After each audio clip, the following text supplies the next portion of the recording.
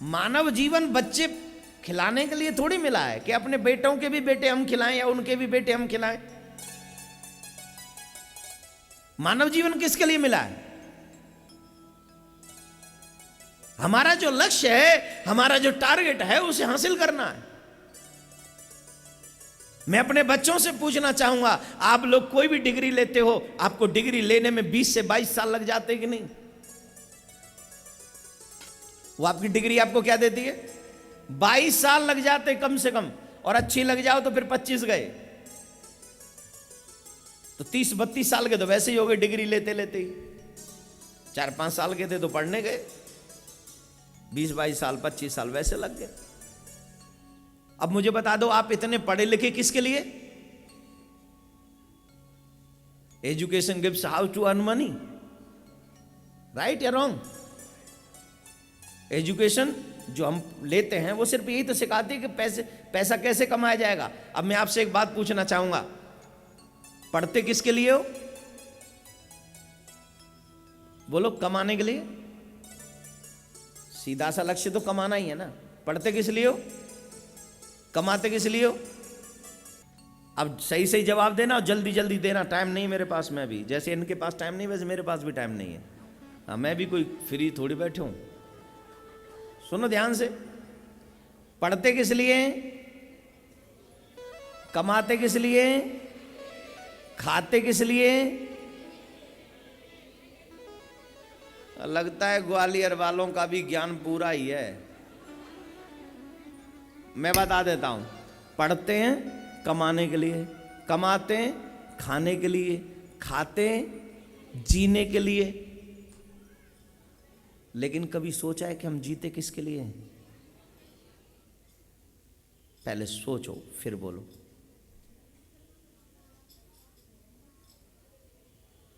पढ़े कमाने के लिए, कमाया खाने के लिए, खाया जीने के लिए। कभी तो टाइम निकाल के सोच ले कि आखिर जिए किसके लिए?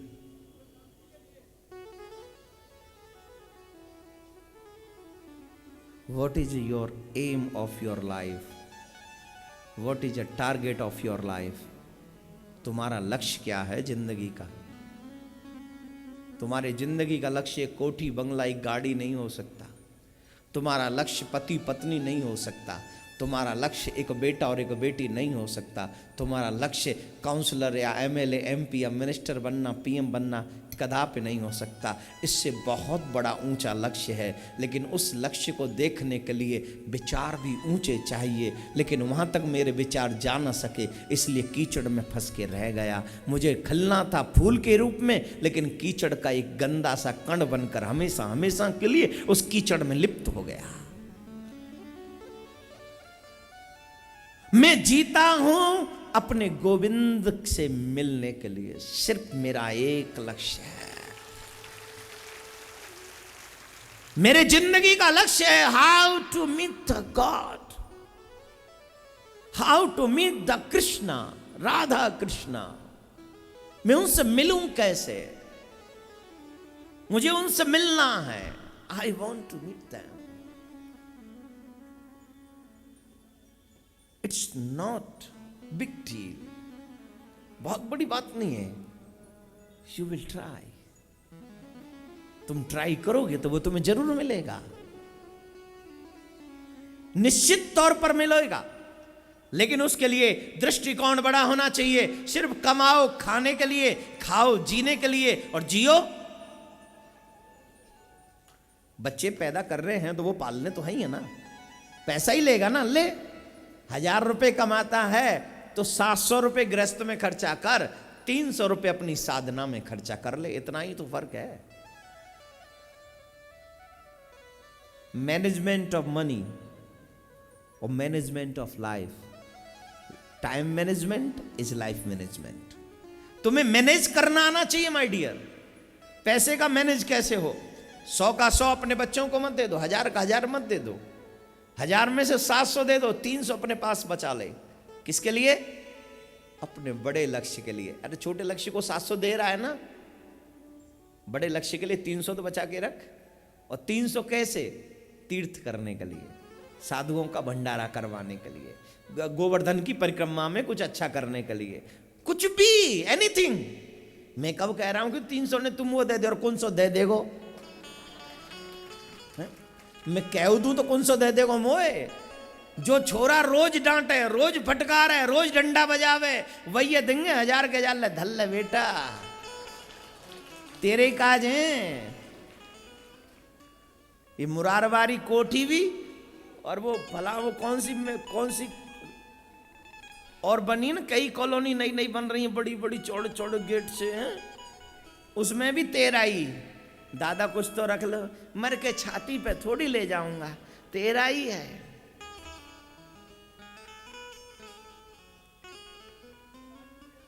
हैं? फ्लैट भी तेरा अच्छा है, सब कुछ इन्हीं को देके मर जाओ, लेकिन अपने लिए भी कुछ कर जाओ, कुछ ऐसा कर जाओ जिससे मेरा ठाकुर जी तुम्हें देखकर प्रसन्न हो। और वही है, तुम अपने लक्ष्य के लिए क्या बचा के रखते हो, ये तुम्हें सोचना है। वृंदावन तो जब कन्हैया को जन्म भयो, तीर्थ जरूर करना चाहिए मानव योनि में, ध्यान रखिए। कौन कौन चाहता है तीर्थ करना? ले ले ले, सभी चलेंगे, आ जाओ। तो फिर तुम्हारी कथा के बाद तुरंत वृंदावन में कथा शुरू हो रही है, नेक्स्ट डे से 9 मार्च से। आओ और खेलो मेरे कन्हैया के संग होली, और चकाचक ऐसा हो के श्याम रंग चढ़ जाए जादना, है जाए बेड़ा पार, खातिर कर ले नई गुजरिया, रसिया आयो तेरे द्वार। ऐसो रसिया बार बार नहीं आवे, ध्यान राखियो ग्वालियर वाले, ये रसिया तेरे रोज ना आवे, भाग्य हो तब दर्शन पावे, कर मेहमानी लेचर भीतर, समय न बारंबार, खातिर कर ले नई गुजरिया, रसिया आ तेरे द्वार। ये मैं सबसे कह रहा हूं, ध्यान रखना, 6 दिन इतनी मेहमानी करना, अगर कहीं कमी रह गई ना तो कन्हैया से जाके शिकायत लगाऊंगा, बोले तो राधे राधे बोलना पड़ेगा। नंद बाबा बोले, अरे लाला मेरो तो मन तीर्थ करवे को है। अब कन्हैया सोचवे लगे, सबरे तीर्थन को तीर्थ तो मैं आके घर बैठे हूं, पर या बतावे कौन भाई, दुनिया में या कन्हैया से बड़ा कोई तीर्थ है, पर अब को बतावे। यूं तो कहीं नहीं, तीर्थ मत करो बाबा, ते कही बाबा बाहर जाके तीर्थ करे, कहा करोगे, देखो तुम बड़े बूढ़े है गए, कहा करोगे, कहूं तुम्हारा पाम फिसल जाए, लौटो लौटो न लौटो। कन्हैया तो कन्हैया, वो चंचल तो है ही। बोले ना लाला, तेरो मोह बड़ो विचित्र है, देख मानव जीवन बार बार ना मिले भैया, वैसे तो देख के कहूं जावे को मन नहीं करे, पर यूं तो मोह ही है ना। मानव जीवन मिल गयो तो या को दुरुपयोग नहीं करनो लाला, सदुपयोग करनो है। तो नंद बाबा जब ऐसे कहवे लगे, कन्हैया सोचवे लगे, अब याते ज्यादा मने कर वो ठीक नहीं। बोल ठीक है बाबा, जाओ तीर्थ कराओ। तो यशोदा मैया ने बहुत सारी व्यवस्था करी, नंद बाबा तीर्थ करवे जा रहे। और तीर्थ करवे जब जा रहे नंद बाबा, तो कन्हैया बोले, बाबा मैं तुम्हें गांव के बाहर तक छोड़ आऊं। पहले तो ऐसे ही छोड़ने जाते थे तीर्थ, तुम आजकल तो घर के बाहर ही गाड़ी खड़ी है, बैठ जा और भाग। पहले थोड़ी होता था, पहले तो बस आवेगी, ये रिक्शा आवेगो, कछु आवे, घर से बाहर तक जाएंगे पैदल पैदल। बहुत पहले जो नेचुरलिटी थी अब कहाँ है, अब तो सब हवा हो गई, सब खत्म हो गई। तो गए कन्हैया, बोले बाबा मैं तो घर से गांव से बाहर तक छोड़ा। बोले चल लाला, अब पता ना है कब तक लौटूं तीर्थ तक, लौटू लौटू न लौटू, पहले इतने पैदल चलो करे केदारनाथ बद्रीनाथ, कितनी बाबा कठिनाई हुआ। कोई ऐसे तो आजकल की तरह थोड़ी जो रोड बन रहे और हेलीकॉप्टर उड़ गो, पैदल पैदल जाते तो बहुत सालों लग जाती थी। तो गए गांव के बाहर, नंद गांव के बाहर गए, तो नंद गांव के बाहर एक दृश्य देखो, और दृश्य बड़ा विचित्र हो भैया। एक कारो घोड़ा आयो, और कारे घोड़ा ने वह ब्रिज में लोटपोट, जैसे हम और आप डल्लब के गद्दे पे मस्त रहते हैं ना, वैसे वो घोड़ा और गधा ये दोनों मिट्टी में बहुत मस्त रहते हैं। अब आपके पास में तो बहुत रहे घोड़े, तो आपने तो देखे, हम और आप तो सब गांव के रहने वाले, तो हमें तो मालूम है। ऐसा तो है नहीं हम लोग शहर के रहने वाले हैं। और भैया तुम होगे मैं तो ना हूं, हम तो ठूंठ गांव के रहे वाले, हमें तो पता। हमारे पूर्वज तो घोड़ा राख्यो करे, पहले लोग घोड़ों पे यही सवारी होती थी। हमारे पिताजी ने भी रखा है एक्चुअली, इसलिए भी याद है। तो मिट्टी में लेटना उनका बहुत बड़ा रहता था।